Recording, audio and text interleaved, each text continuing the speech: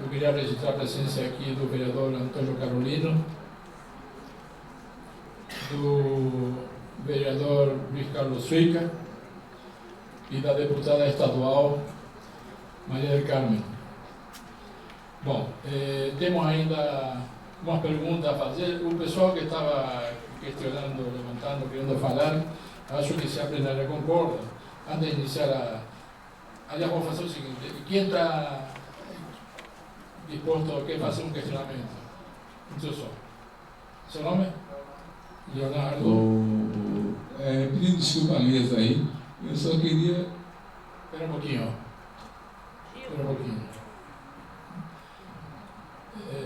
Renato. Mozart. Carlos. E só como... Sim. Espera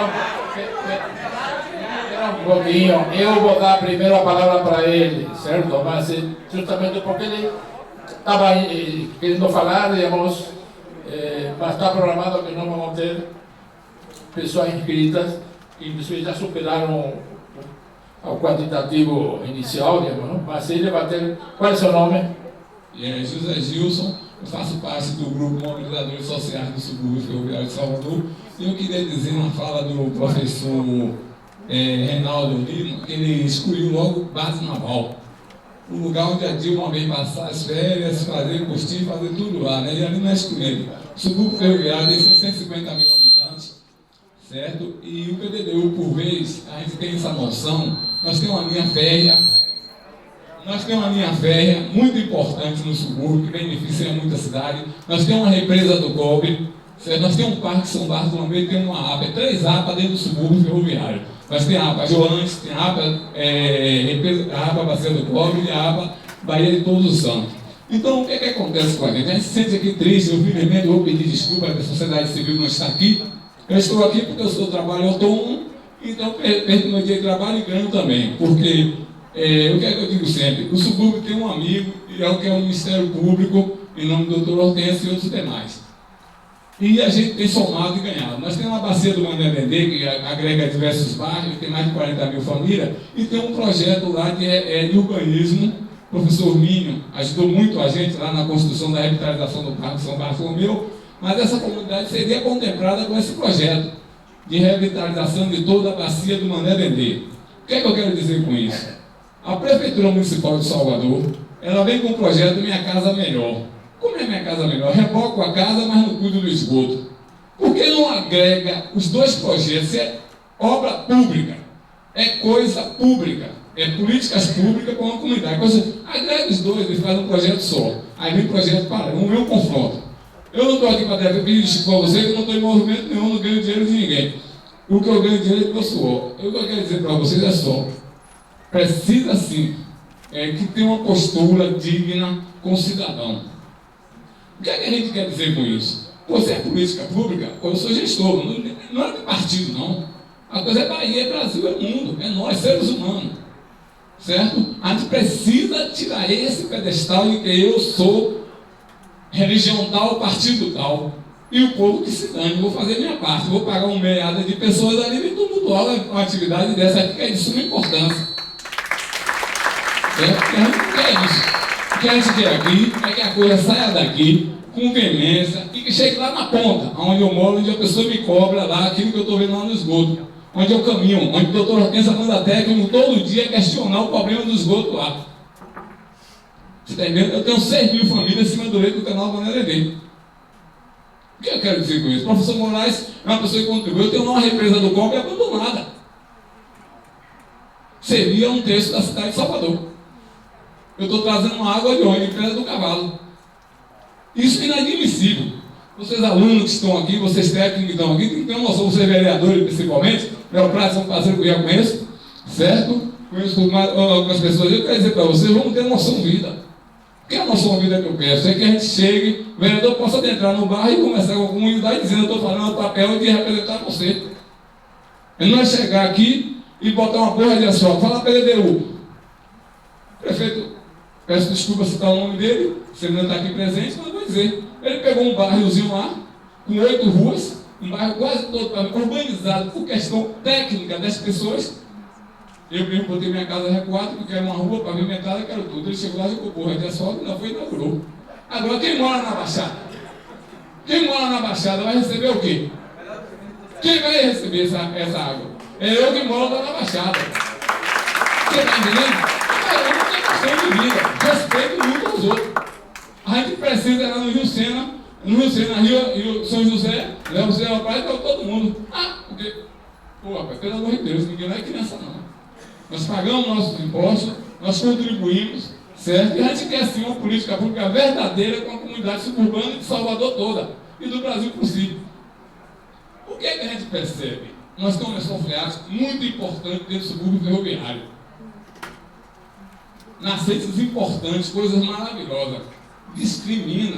Nós temos um Parque São Bartolomeu, nós não temos política de fazer o que dentro do subúrbio? Turismo dentro do subúrbio. Que local de turismo vai no subúrbio? Não vai não, lá só tem ladrão, marginal e tudo mais. O cara acabou de excluir aqui, base naval não tem nada não. Não falou nada de base naval, nada do subúrbio. Não falou nada do subúrbio aí, 650 mil famílias. Agora, a partir de julho, que libera a campanha, todo mundo vai para lá pedir voto. Todo mundo desce lá dentro do subúrbio para pedir voto. Aí, pô, pelo amor de Deus, agora vem com esse projeto paralelo, né? Que não leva a nada, desmancha. Vamos fazer uma brincadeira rápida. O professor Hermínio está cochilando aí, mas ele vai acordar. A quem serve aquela ciclovia do subúrbio? Aquela ciclovia foi discutida na Câmara? Não foi discutido na Câmara, porque o vereador deixou aquilo acontecer. Uma ciclovia, nós precisamos aí. Vai chegar duas vias de sobrecarga no subúrbio. A linha vermelha e a linha que vai ligar com a costa. Aí o prefeito vem, bota a ciclovia dividindo a rua. 4 passeios, poste e pista. É assassino. É criminoso. Já tem 2 mortes lá na conta dele. Já tem 2 mortes lá na conta dele. Porque essa ciclovia vai ser dinheiro jogado fora. Eu tenho noção, aquilo é um absurdo. Aquilo não existe. Eu acho que ele tem que procurar ter respeito com o povo suburbano. Ele tem que levar audiências públicas para discutir com a comunidade se é aparente. Por que não bota 5 vias junto com o VLT? Lá colado na beira da orla? Por que não agrega isso aí lá? Por que não faz isso com a gente lá? Pô, vai discutir com a gente está aberto lá para o diálogo. Você está entendendo? Porque eu estou dizendo para vocês aqui uma situação que é nossa divisão de vocês técnicos. Eu, como eu fiz parte do Voz de Salvador, certo? Conheço tudo, vejo discutir, vejo a força de vocês, amo o Barra, todo mundo veio lá, amo o Rio Vermelho, mas o subúrbio, infelizmente, só é corredor, curral eleitoral. Política pública para lá, não se discute com a comunidade. Nós temos, eu estou dizendo, volto a dizer, toma cuidado, vamos ver como esse PDTU vai beneficiar o subúrbio, porque lá tem 650 mil habitantes. E esses são eleitorais e também pagam seus impostos. Então, mais uma vez pedindo desculpa à mesa, certo? E dizer para a senhora também, me represento como sociedade civil, mas digo, não estou aqui por questão de A e B ciclano. Eu estou aqui para discutir a política pública de uma forma sustentável, porque moro no subúrbio e respeito o meu povo suburbano. Muito obrigado.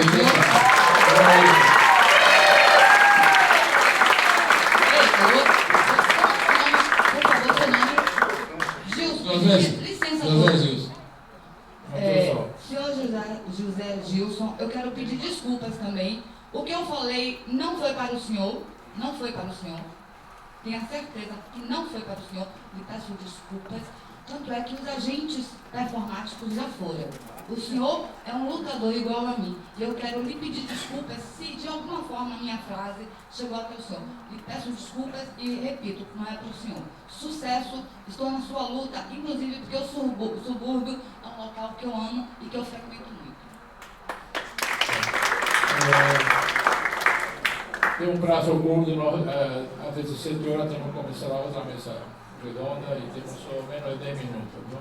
Então, em princípio, façam a colocação no prazo máximo de 2 minutos. Tem Leonardo, o primeiro.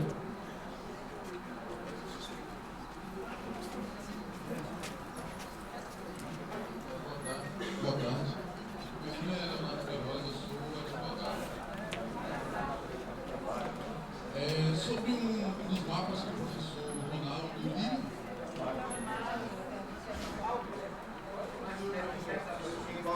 sobre um dos mapas que o professor Ronaldo Lírio expôs na parte da sua apresentação. É um mapa onde ele demonstra a divisão da cidade por média salarial, por ano de escolaridade e também por uma divisão racial. No próprio projeto do PDD, um dos princípios que a minuta traz é a questão de uma suposta equidade racial. Aí a minha pergunta para a mesa é: se um dos princípios do PDDU é promover essa equidade racial, e é demonstrado ali naquele mapa, ainda que as informações sejam de 2010, não se mudou muito a realidade, que há uma diferença que é gritante entre negros e brancos, porque se percebe que são os brancos que ganham os melhores salários e têm a chance de ter mais anos de estudos e moram nos lugares, digamos assim, com melhor qualidade de vida. Isso é uma realidade mostrada pelo mapa.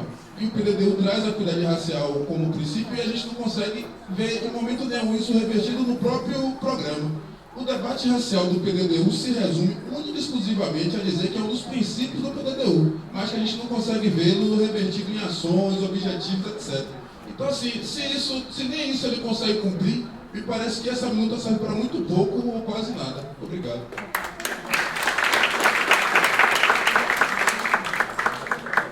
Bom, agora Renato. Agradeço aqui a presença também do vereador Gilmar Santiago. Bom, boa tarde a todos nessa importante oficina que a gente está participando aqui, né, do PDDU, do Ministério Público, nessas reflexões todas propositivas que a gente tem que trabalhar muito seriamente nisso do meu nome é Renato Cunha do Gambá. Né? Comentando, Ronaldo, a sua apresentação, muito interessante, toda essa análise que você fez da cidade formal, informal, segregação e os impactos na questão geológica da cidade e tudo. Acho que é uma questão fundamental que, no meu modo de ver, tudo que eu li do PDDU, na proposta 9, inclusive do PDDU vigente hoje, da 7.400, não aborda nem um pouco como é que vai resolver nenhum desses problemas. Inclusive, né, quando você lê o PDDU, inclusive pegando a sua fala aqui, ele propõe lá uma cidade com direito à sustentabilidade, à justiça, a melhor qualidade de vida, né, a igualdade de todas as formas, né, territoriais, raciais e por aí lá vai, mas não aborda como é que vai resolver essa questão. Os princípios, até o capítulo de meio ambiente do PDDU atual e da proposta nova são excelentes. Como até Moraes falou aqui na oficina anterior, na área do saneamento, que também são capítulos lá perfeitos, se fossem praticados, se fossem viabilizados, se tivesse uma gestão. Você não precisa mudar a lei para trabalhar nessas questões. Você precisa enfrentá-las de verdade. É isso que está precisando, né? Como você falou até, Ronaldo, você já fez vários planos diretores e a grande maioria está literalmente no papel. Né? O PDDU atual, ele em grande parte está no papel. Principalmente essas questões de direito, de justiça, de qualidade de vida, por aí não vai. Tem outras coisas que não estão. A especulação, né, a verticalização e outras questões mais que estão aí no mercado.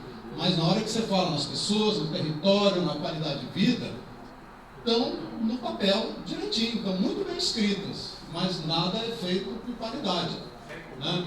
Sem compromisso. Né? Então, é isso, né? Eu acho que a leitura que a gente tem que fazer é que essas questões que estão colocadas lá, inclusive, não lembro o nome da pessoa que falou sobre conforto ambiental na oficina passada, Tereza, que também lá no PDDU está muito bem colocado também, mas né, quando fala nem se fala em mudanças climáticas lá, que é um tema atual, né, Débora, né, que a gente até comentou, é um tema da atualidade, não só brasileira, mundial, que não se trata de forma nenhuma. Né? Você tem todas essas questões das áreas de valor ambiental, Savan e tal, que estão praticamente sendo acabadas. Você praticamente não tem, em todos os parques que estão sendo propostos lá, tipo Vale Encantado, está lá no papel. Até hoje nada foi feito para viabilizar. E por aí lá vai, só um comentário dizendo que eu acho que a gente tem que enfrentar essas questões que a cidade está aí, a realidade, tudo que a gente enfrenta hoje, e que o PDDU não propõe resolver absolutamente nada nesse sentido, a não ser os seus princípios que estão lá muito bem colocados. Mas você vai para a gestão, para a política pública, aí eu acho que é isso que a gente tem que trabalhar também. Pensar num PDDU melhor para a cidade, mas pensar numa gestão que enfrente todos esses problemas. Obrigado.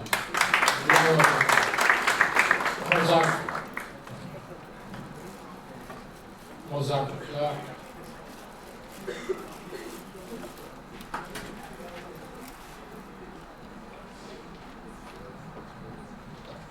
Boa tarde a todos e todas. Parabenizar ao Ministério Público por estar cumprindo, esse papel fundamental, que é tirar as dúvidas da população a respeito do que é o PDDU. E aí, algo importante que eu acho que a gente tira dessa segunda oficina é que, de fato, o PDDU, ele, pelo simples fato de eles não ter meta, até quando qualquer uma dessas ações vão ser feitas ou não vão ser feitas, e planejamento sem meta é ideias, Então, eu acho que o passo principal é tentar garantir justamente essas metas do PDDU. Até quando a prefeitura, porque é um documento que já está na Câmara, é um documento que dia 19 agora terá a segunda audiência da Câmara, que discutirá título a título, ou seja, só vai discutir um título. O título é composto de 5 páginas somente, que diz as diretrizes, e se a gente for ler as diretrizes, estão muito bem colocadas. Só que as diretrizes estão muito bem colocadas no texto, mas o ponto que amarra a perfeição das diretrizes são os prazos. O que é a lei de curto prazo?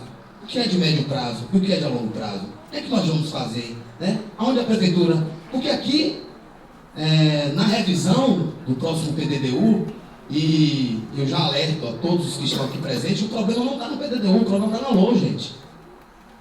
O PDDU está uma carta macia. Os técnicos, os debates, esse PDDU já é uma inversão de 5 mãos mexidas. Os movimentos, os técnicos, eles foram acatando coisas pontuais, entregou para a Câmara. Nós temos agora um problema que é o problema continua na metodologia. É um problema do início. Problema metodológico. Por que é um problema metodológico? Qual vai ser a garantia de que as propostas da Câmara vão ser acatadas? Qual a garantia? A garantia em São Paulo foi a população ocupar e levantar lá: eu quero isso, não quero isso, eu quero isso, não quero isso, eu quero isso, não quero isso. E assim chegou ao título a título. Para garantir a participação social nesse processo que está colocado na metodologia, vai discutir o título 2. Está aqui o título 2, começa na página 8, termina na página 13. É esse que vai discutir lá. Princípios e diretrizes. O próprio colega Léo levantou ali e já fez o questionamento sobre os princípios e diretrizes, que não tem nada, está aqui. Então, eu acho que esse fórum é um consenso, que essa carta de intenções, que é o PDDU, que foi colocado, ele não contempla os estudos. O PDDU, nos mapas, não dialoga com a linha amarela nem com a linha verde. A linha amarela e a linha azul, a outra Gal Costa, os mapas que fazem as novas centralidades que vão gerar a partir desses viadutos. Então não está dialogado também. Os mapas não estão. Eu estou com uma minuta aqui original. Não tem ainda. Eu acho que é um questionamento da próxima mesa.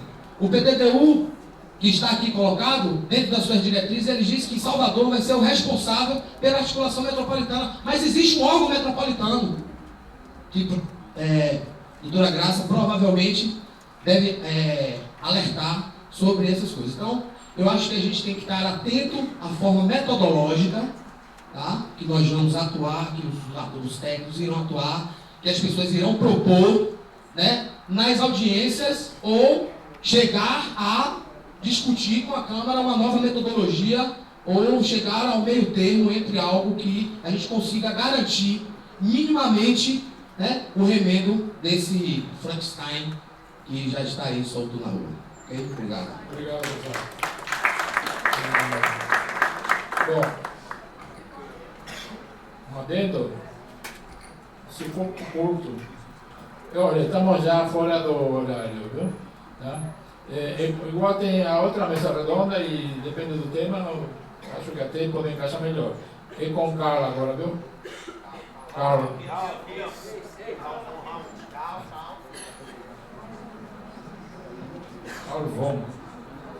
eu vou. Minha pergunta é muito curta, especialmente Léo Prates.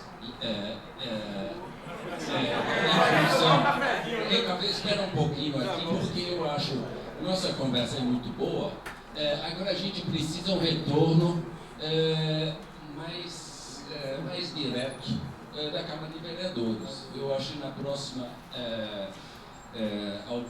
oficina, eu acho que deveríamos poder conversar com pelo menos os presidentes das 3 comissões, o CCJ, de planejamento, de orçamento ou de plano. Porque essas perguntas todas que a gente tem, por exemplo, se você pega a primeira oficina e esta oficina, o teor de quase todas as apresentações foram a falta de base técnica e a segundo elemento da falta de operacionalização das diretrizes através de estratégias e metas.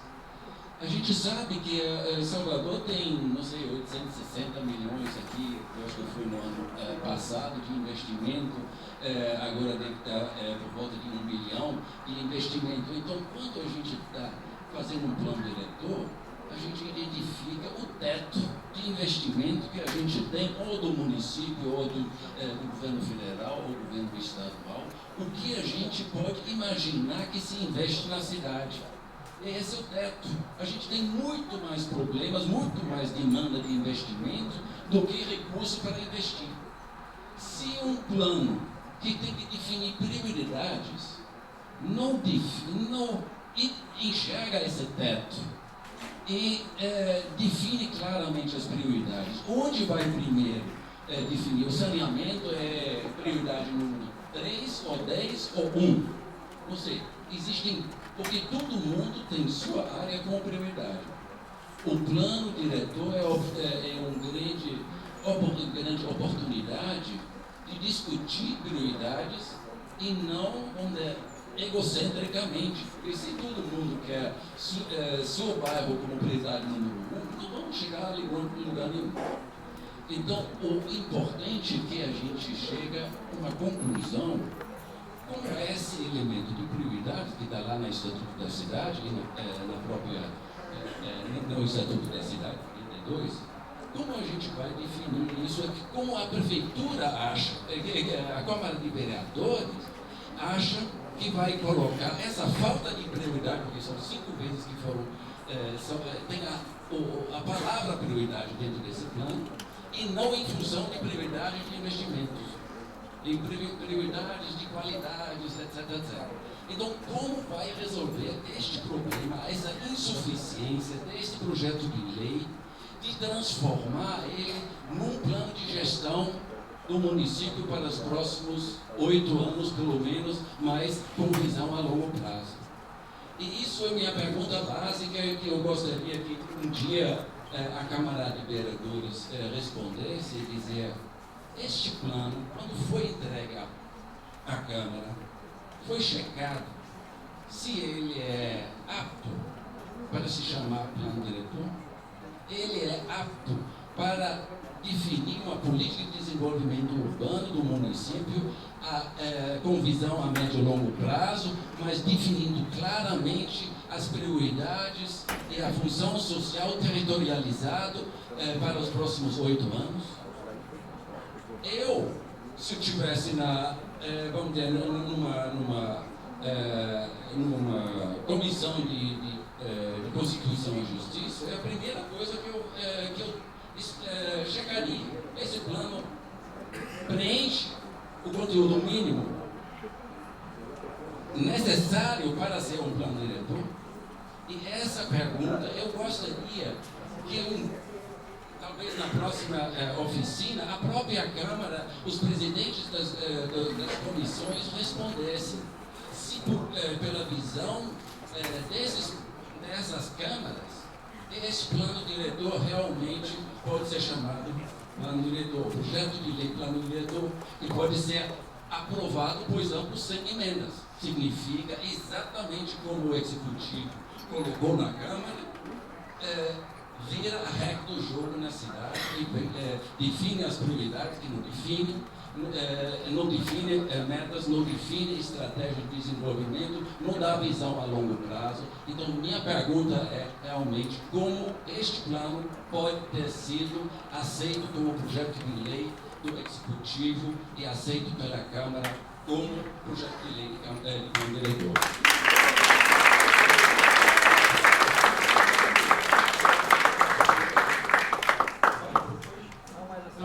Pode ser agora, pode ser agora. É só 30 segundos. Marcos, aguarda um pouquinho, Marcos.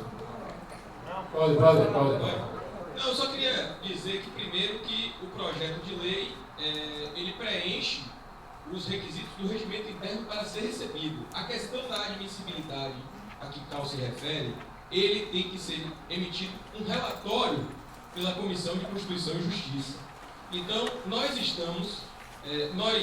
estabelecemos, o vereador Lécio da Planejamento Urbano tirou, que nós vamos fazer um relatório conjunto dessas 3 comissões, das 4 comissões, tem uma comissão especial também do PDDU. Será escolhido um relator pela coletividade.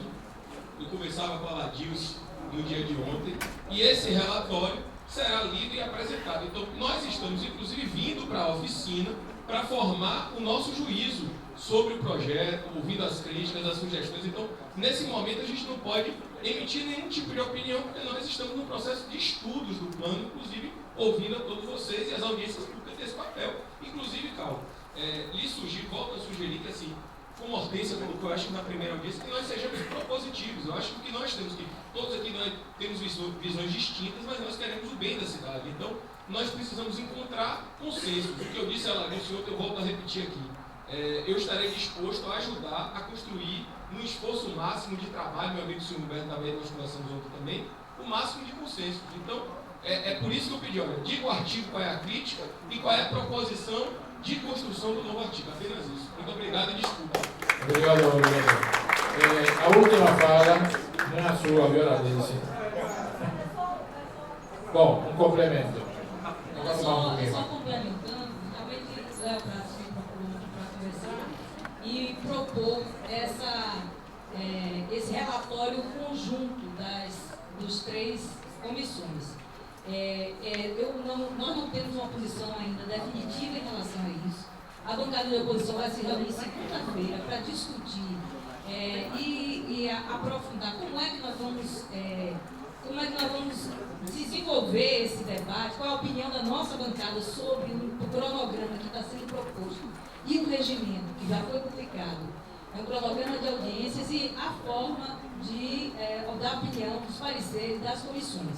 Acho que pela complexidade da matéria, um relatório único fica limitado diante, inclusive, das diversas lacunas que apresenta.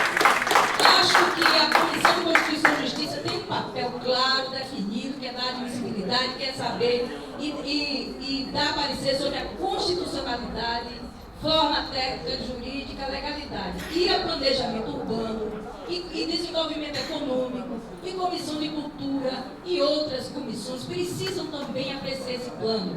Volto a dizer, nós não precisamos apenas de aprovar um PDDU, de ter uma lei, nós precisamos de criar, fazer mais do que isso, um movimento, um pacto político para a cidade. A Câmara tem responsabilidade, mas nós não podemos fazer tudo com um relatório único, é a minha opinião, estou antecipando, mas eu já disse isso, inclusive disse a Léo, nós estamos ainda debatendo e eu espero que a gente encontre a melhor forma de discutir de maneira tranquila, aprofundada e o que melhor representa o interesse público. Eu acho que a Câmara, desta vez, não pode deixar acontecer o que aconteceu nas outras vezes, em 2007, 2008, 2012.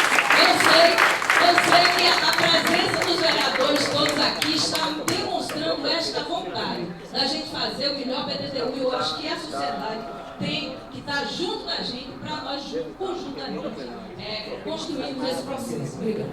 Obrigado. Eu queria registrar a presença do vereador Fernando Augusto. Marcos. Alô, alô. Boa tarde a todos. Primeiro, eu queria parabenizar a mulher da mesa, que teve mais uma vez que lutar para vencer o machismo. Então, nossa mulher negra, né? Depois eu quero, Paulo Mínimo, que já teve algumas oportunidades de conversar, Paulo, né? E a aula do Dr. Marcos, eu infelizmente não pude estar aqui, cheguei atrasado porque estava trabalhando, não pude verificar. Mas assim, eu queria dizer a importância. Ronaldo, eu fiquei muito feliz, eu também sou geólogo de formação, sou mestre de geologia ambiental, ensinei também no Instituto de Geologia, né, como professor substituto.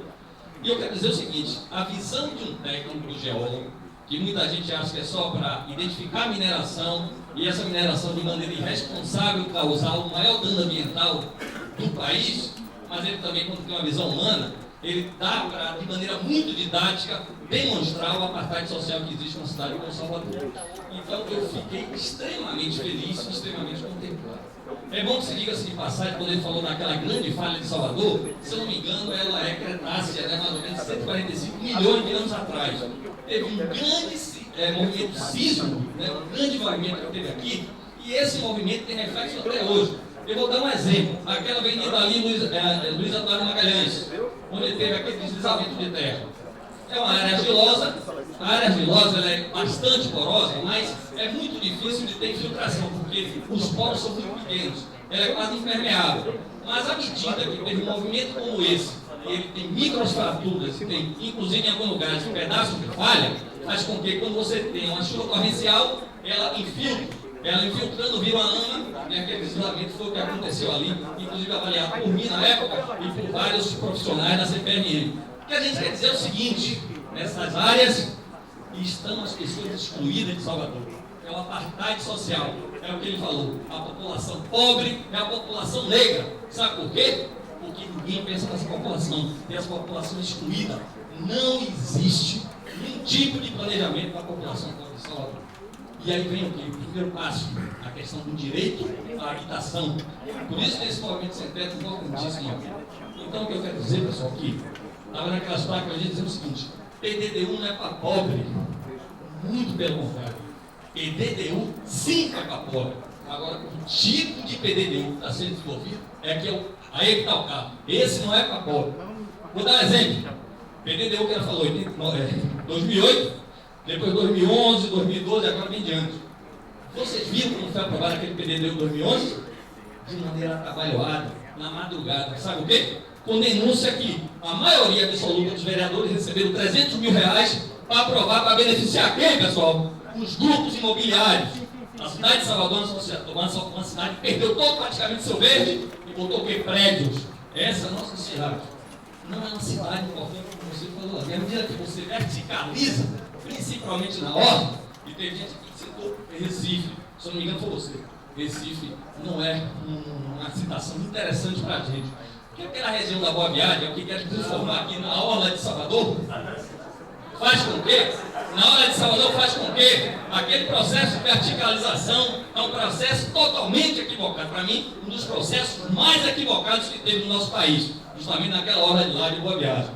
Então, o que eu quero dizer importante é o seguinte, a função, para finalizar, porque a função real de um vereador, que tem vários vereadores aqui, é justamente isso. Porque o PDD1 não está funcionando, pessoal. Essa é a função do vereador. A função do vereador não é receber 300 mil reais para aprovar um PDD1 irresponsável, segregador, um apartheid social para benefício pessoal, não. A função do vereador é fiscalizar, judicializar e, com parceria com o Ministério Público, cobrar tudo aquilo que foi aprovado e que virou lei depois que foi aprovado no PDD1. Então é isso que deve ser.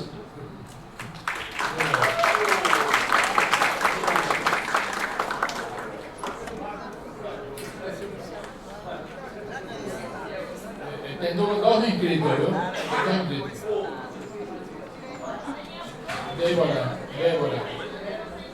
Débora. Por favor, por favor.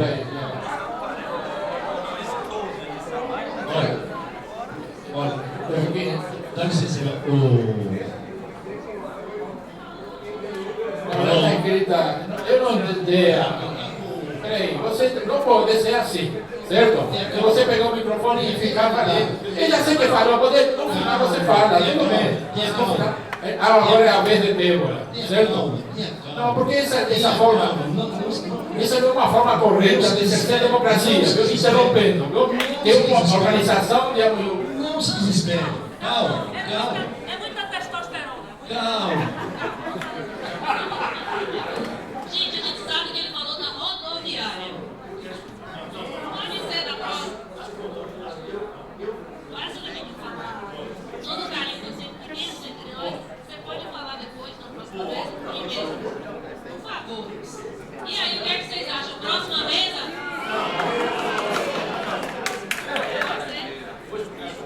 Eu tenho uma amiga de 87 anos que tem Alzheimer. Ela está me esperando em casa.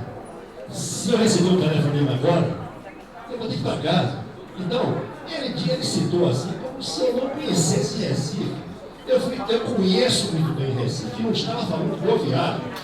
Ao contrário, quando eu saltei na rodoviária, eu falei, na época, em 1939, tinha mato de um lado, mato do outro.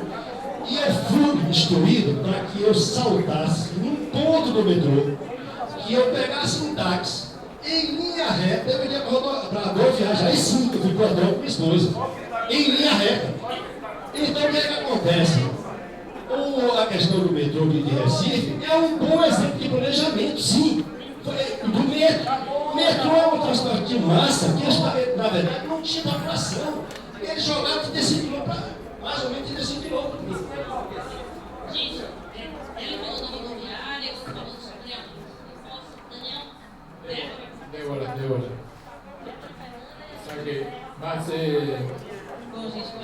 depois tem Fernanda Gonçalves, a gente encerrou e tem algumas respostas ainda na mesa, viu? Sou urbanista, trabalho com questões de planejamento e participação há muito tempo. E eu gostaria, em respeito aos vereadores aqui presentes, e acho que assim, é um sinal do avanço do processo de participação, é a presença de vocês aqui. E vereadores de todos os partidos.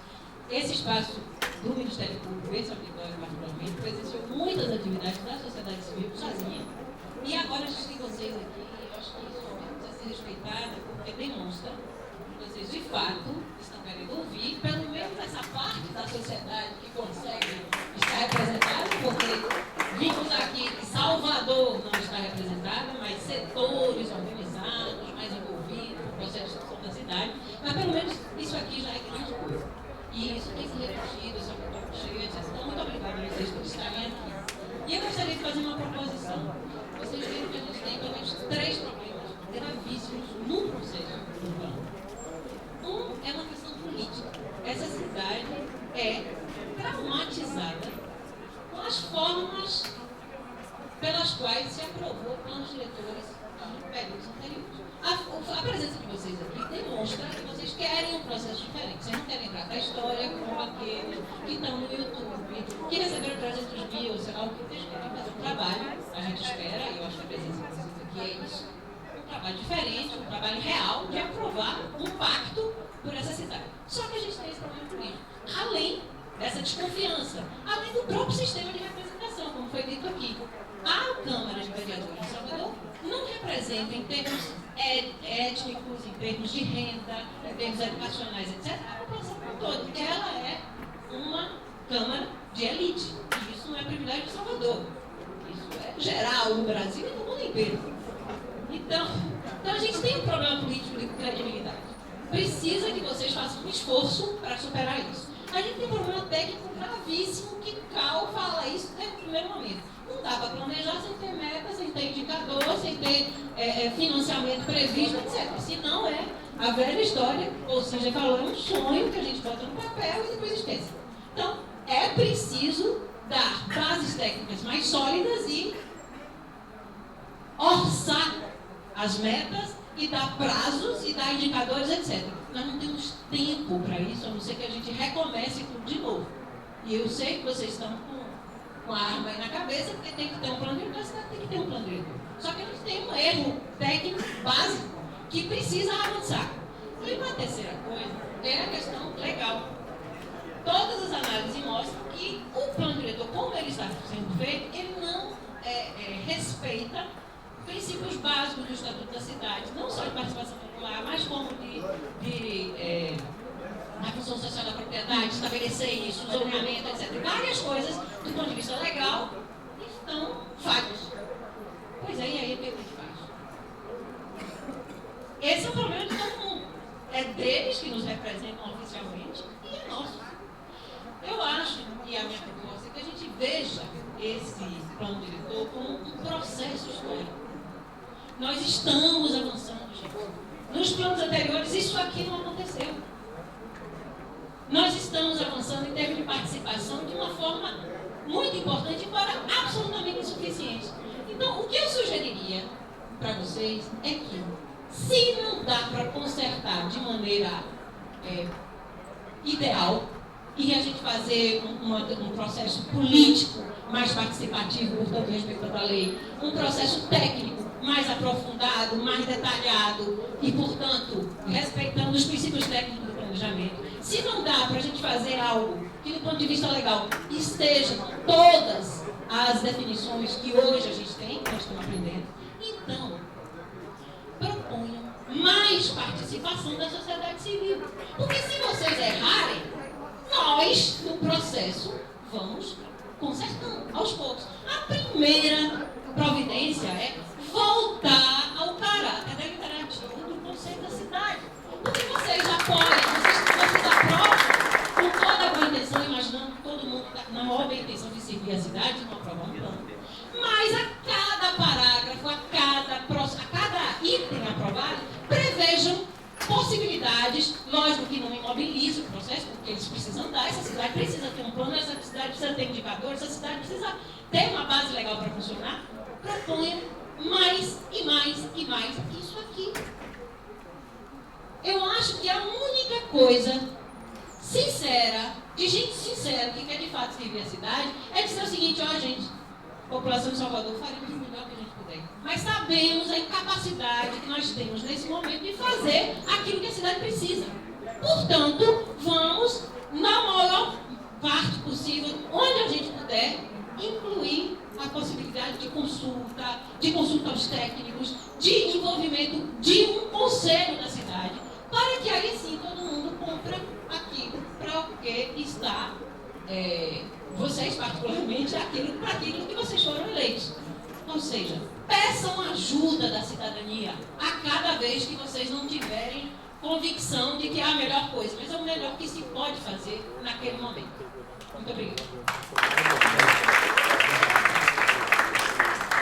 Fernanda González e depois José Val, vamos encerrar. A vereadora aí não pode. Eu quero fazer uma observação, que quando eu vejo as pessoas elogiando o plano diretor, a minuta do plano diretor, eu fico muito preocupada. Porque além de não ter as metas, a definição de prioridade, ela traz anexos que são extremamente perigosos. A linha viva está no plano diretor. Glória fez um estudo também que foi apresentado na oficina anterior de redução, e aí eu falo com o Renato, mesmo na parte ambiental, não está legal, então é reduzido em 3.000 hectares e cacetado é mais perto de 4.000 do que de 3.000. As macrozonas de proteção e recuperação ambiental comparada com o plano diretor de 2008, as próprias operações urbanas consociadas sobre dezenas de bairros. Então, o plano diretor, a minuta do plano diretor, ela não está boa, né? Então, mesmo nessa parte intencional, de carta de intenção, que traz diretrizes ótimas, se você for olhar um pouquinho como complexos, o bicho está pegando lá. Então, era só isso que eu queria falar. O vereador José Val, viu, professor Valdir? Só para poder pegar no fujo um pouquinho logo após a sua fala, eu queria deixar bem claro que, primeiro, o colegiado de líderes da Câmara se reuniu e avaliou de forma, na maioria, praticamente unânime, de que não aceitaria ser repetido o que aconteceu antes com emendas apresentadas no dia e na hora da votação. Mas emendas serão apresentadas sim, entendeu, Carlos? Não ficou descartada hipótese alguma a apresentação de emenda. É por isso que estamos aqui, absorvendo tudo que está sendo colocado, e essa contribuição é válida sim, certo? Queria até que hoje, acho que passou por aqui em torno de 15 ou 16 vereadores, voltávamos aqui nós, vamos também a Ladilson, com a bancada de oposição, para que outros vereadores venham para cá, que essas sugestões, essas contribuições possam ser transformadas em emendas, sim, mas que ela não seja apresentada na calha da noite. Essa é a nossa luta. E, só para poder não deixar passar assim despercebido, se vale de ânimo, né, de esperança, hoje a Câmara já não é mais, na sua maioria, elitista. E sim, muitos representantes de comunidades, da Associação de Moradores, de bairros periféricos de Salvador. Se eu não me engano, nunca fizemos esse raio-x social, mas hoje já ultrapassamos 50%. Obrigado, vereador. O vereador Guardião Pires.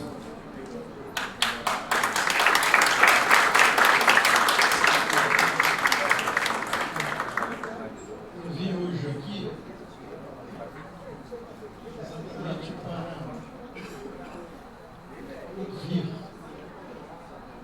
essa iniciativa do Ministério Público, que foi muito importante, e vim para formar meu juízo.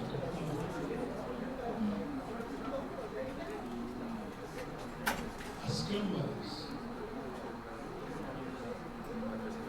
elas trabalham quando existem com maiorias e com minorias. Muitas vezes nós somos condenados a ficarmos sempre em minoria. E quando voltamos em minoria, somos derrotados. Então a maioria decide. Eu vim aqui hoje para ouvir profundamente toda a problemática dessa coisa importante para os interesses do nosso povo. Acho que nós deveríamos, tanto quanto possível, no Ministério Público, encontrar um caminho de buscar situar a situação da população contra ou a favor. Organizar um processo que seja possível encontrar meios através dos quais a população acerte. Por exemplo, neste caso, nós temos que identificar qual é o projeto que convém. Acho que o Ministério Público não vai dizer com uma posição autoritária, mas pode dizer como sugestão. E a sugestão que interessa é a sugestão que não permita que nós não alteremos a realidade constante, desde sempre, no processo democrático brasileiro, e a rigor, muitas vezes, no processo democrático mundial. E as minorias não têm possibilidade de decidir. Eu encontrei meios para decidir. Nós, por exemplo, estamos na minoria. Então eu buscarei enormemente a forma que nós tenhamos uma formulação capaz de dizer: o caminho é este. O projeto deve definir um processo que não admita a exclusão. Não é constante na nossa realidade. A exclusão dos interesses profundos da grande maioria da população. Essa população sofre. Essa população tem poucos recursos. Nossa população é excluída Como é que todo caminho democrático nosso, o caminho cada etapa tentar vencer a primazia das maiorias. Eu entendo muito que nós devemos ter o possível as informações caracterizadoras. Isso está errado e isso deve ser o zero, uma discussão dessa natureza. Se nós cheguemos nesses debates populares e livres, encontrar a forma de lutar para a mobilização da população, a mobilização do povo. Quem decide do povo decide muito poucas vezes com condição de vitória. Ele luta, mas não tem maioria. Então vamos buscar a exposição do Ministério Público é excelente. Ele debate as coisas importantes que são postas para o conhecimento de todos. Mas nós temos o dever de tentar, tanto quanto possível, chegar ao momento de mudar posições no plenário de uma Câmara única. A Câmara Pública tem sempre suas maiorias. Nós temos que dizer à população: lute. E lute nesta linha. O projeto é aceitável ou não é aceitável? E não é aceitável, não deve ser votado. E mobilizar a população para isso. E nós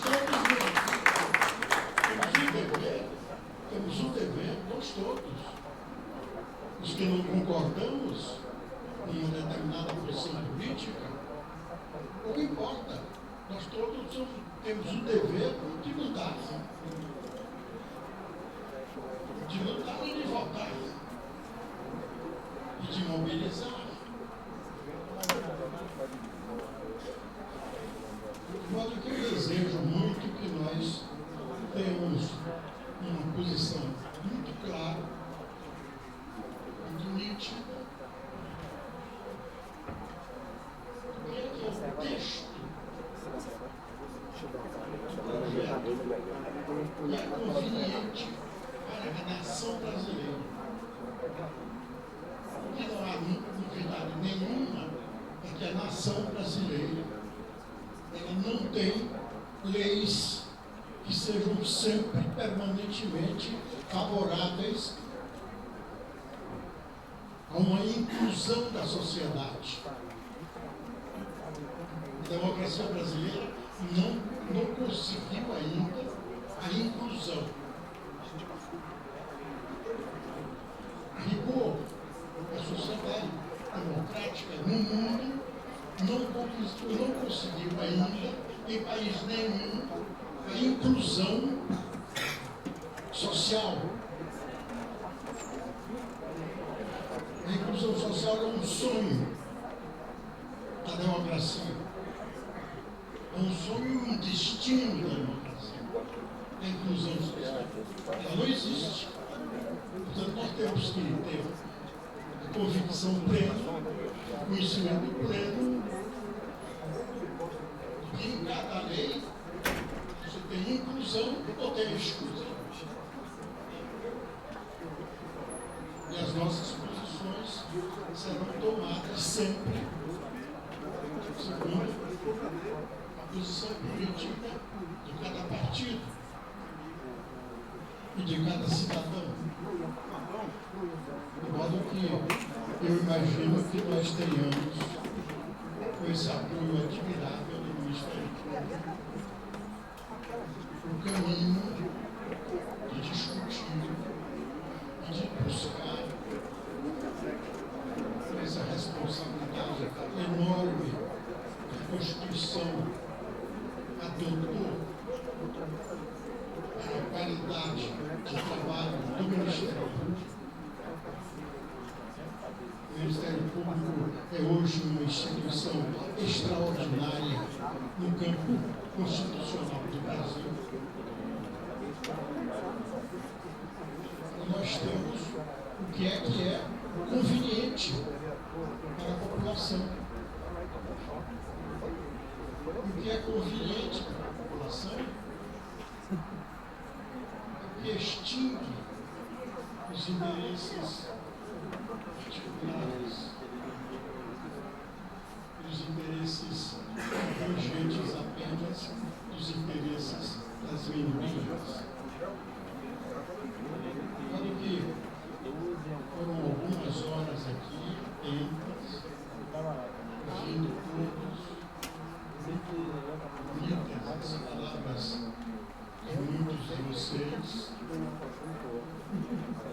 e desejo que nós possamos, em cada uma dessas oportunidades, fortalecer o caminho democrático brasileiro. O caminho que não é errado no Brasil significa que nós possamos reduzir cada vez mais, permanentemente, as desigualdades do Brasil, que são ainda intoleráveis.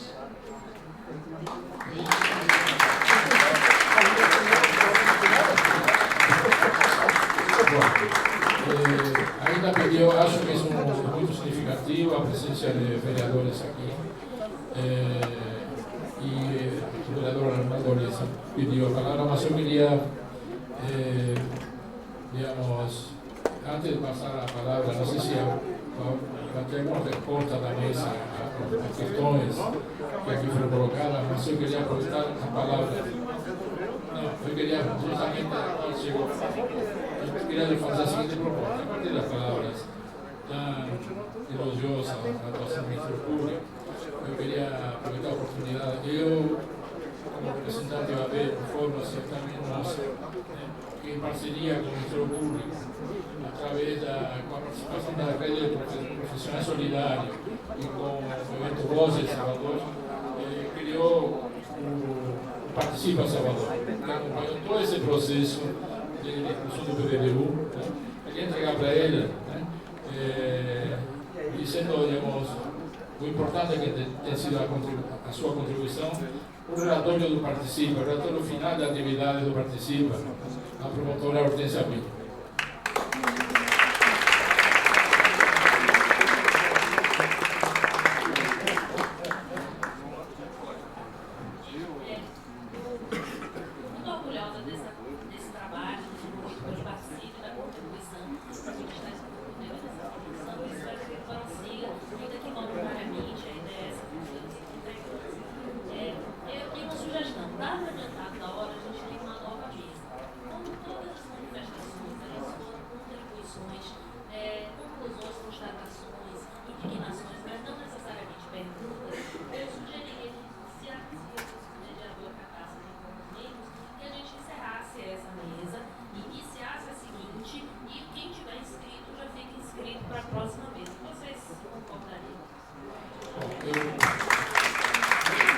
Eu queria a concordância do vereador Arnaldo.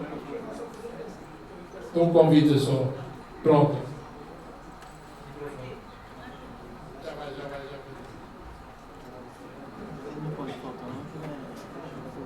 Eu agradeço a pertença à mesa e o convite da São Centro de Evento, queria fazer um convite ao Ministério Público, ao doutor Hortência, a todas as entidades aqui, que possa estar também conosco na Câmara.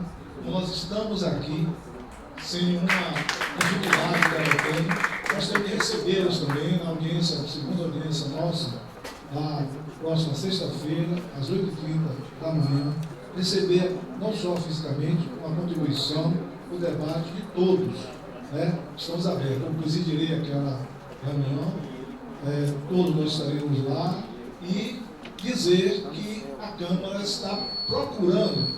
Nós podemos não ter a Câmara que desejávamos, mas essa é a Câmara que a democracia permitiu que as urnas constituíssem. E em todo o parlamento é a correlação de forças que determina a sua composição. Então, se fosse diferente, escolheríamos os notáveis para ter uma Câmara. Nós não desejamos esse retrocesso, né? A Câmara escolhida aqui, que é uma eleitoral votada eleitoralmente. Portanto, essa é a Câmara que temos lá. Dizer, doutora, me permita, que eu ouvi aqui, eu sou uma pessoa que falo muito da transparência, a fala de um companheiro,